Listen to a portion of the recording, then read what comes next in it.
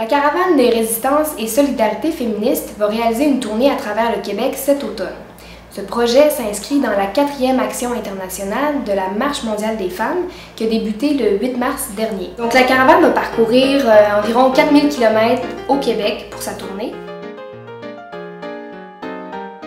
On va aller à la rencontre des femmes en région, des femmes qui vont poser des gestes de résistance sur le thème « Libérons nos corps, notre terre, nos territoires ». L'objectif de la tournée et des gestes de résistance, c'est de relier nos luttes et de créer une histoire de solidarité jusqu'au rassemblement national qui va avoir lieu à Trois-Rivières le 17 octobre.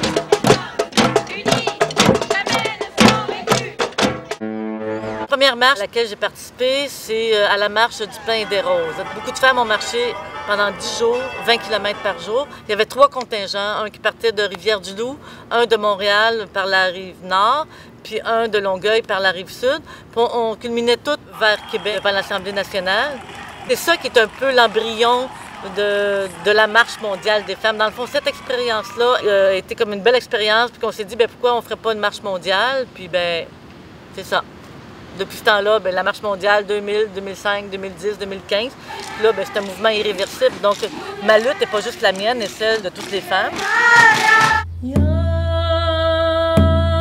Je milite parce que je me sens interpellée par l'injustice, par les inégalités, par plein de problèmes que l'on vit en tant que Première Nation. Je suis plutplutôt une activiste, ce qu'on peut dire, une activiste, donc je suis une protectrice de la terre, ce qui veut dire que par chez nous, il y a eu du développement et j'ai commencé, oui, à militer, mais j'ai commencé aussi à être très activiste en faisant plein d'actions justement pour montrer notre désaccord au développement qui se faisait dans le territoire.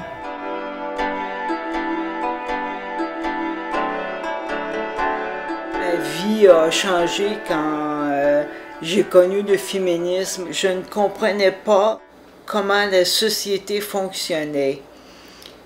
Et j'ai cherché longtemps une explication, une analyse qui répondait à mes questionnements, puis j'en trouvais pas. Jusqu'au jour où j'ai mis le pied dans un centre de femmes, et là je me suis sentie accueillie, et j'ai compris que c'était le manque d'égalité, que c'était la place des femmes dans la société qui me heurtait à ce point-là. Et depuis ce temps, je milite, je continue à m'impliquer et je m'impliquerai toujours. Il y a à peu près une dizaine d'années, j'ai commencé à travailler en Amérique latine avec des communautés autochtones là-bas. Puis j'ai vu notamment les impacts des changements climatiques sur leur vie, mais aussi les impacts des entreprises canadiennes, des entreprises minières canadiennes surtout, sur leur mode de vie, sur leur accès au territoire. Puis petit à petit, j'ai commencé à voir aussi au Canada les impacts de nos activités ici. Comment ça affecte la vie des Autochtones, par exemple, dans les communautés près de Fort McMurray, là où est l'exploitation des sables bitumineux. J'ai vu là-bas des gens qui ont des taux de cancer vraiment faramineux. Je ne pouvais pas rester les bras croisés. Pour moi, c'était « faut arrêter ça ». Faut arrêter cette industrie-là.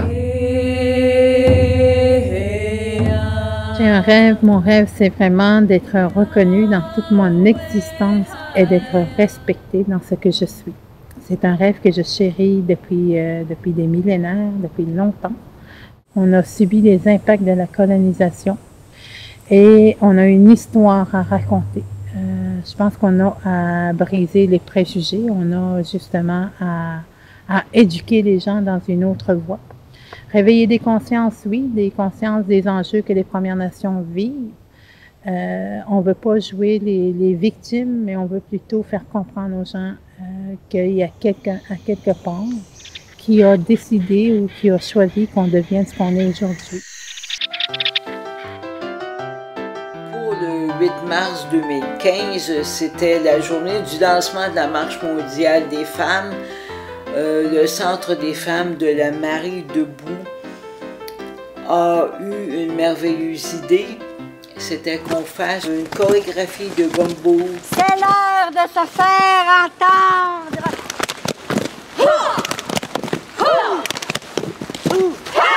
Nous avons fait du tricot graffiti qui dénonçait le manque de sécurité, la peur que les femmes ont de se promener le soir. Non, c'est non. Ce n'est pas parce que je suis dans un endroit public que mon corps est public. Merci de rassembler en grand nombre pour cette traversée, pour montrer comment notre nature, notre environnement est en danger.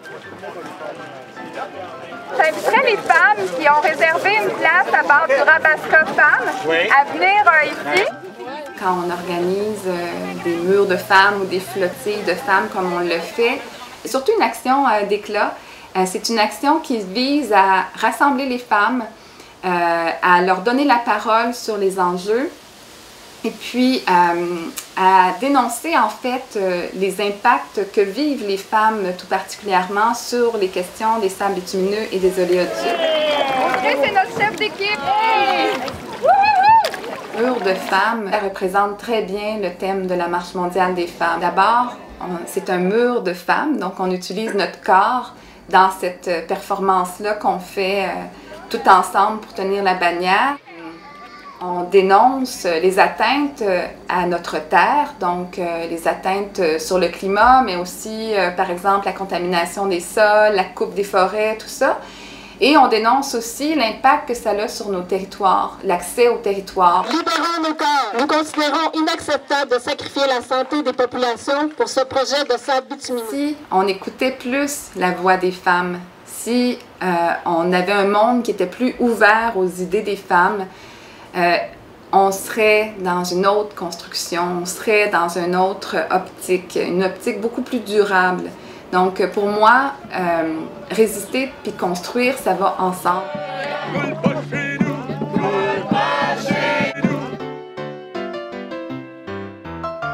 La qualité qu'on a dans la Marche mondiale des femmes, c'est la pluralité des points de vue, la pluralité des préoccupations. On sera là à l'automne pour résister contre le néolibéralisme et les politiques de notre gouvernement. L'histoire nous le démontre que tous les gains qui ont été faits par et pour les femmes ont bénéficié à tout le monde, hommes, femmes, enfants, ça c'est partout sur la planète. Donc une société plus juste, c'est une société aussi en même temps plus rentable pour tout le monde. Votre don va nous permettre de créer un récit des luttes et solidarités féministes à travers le Québec. Merci de soutenir la caravane.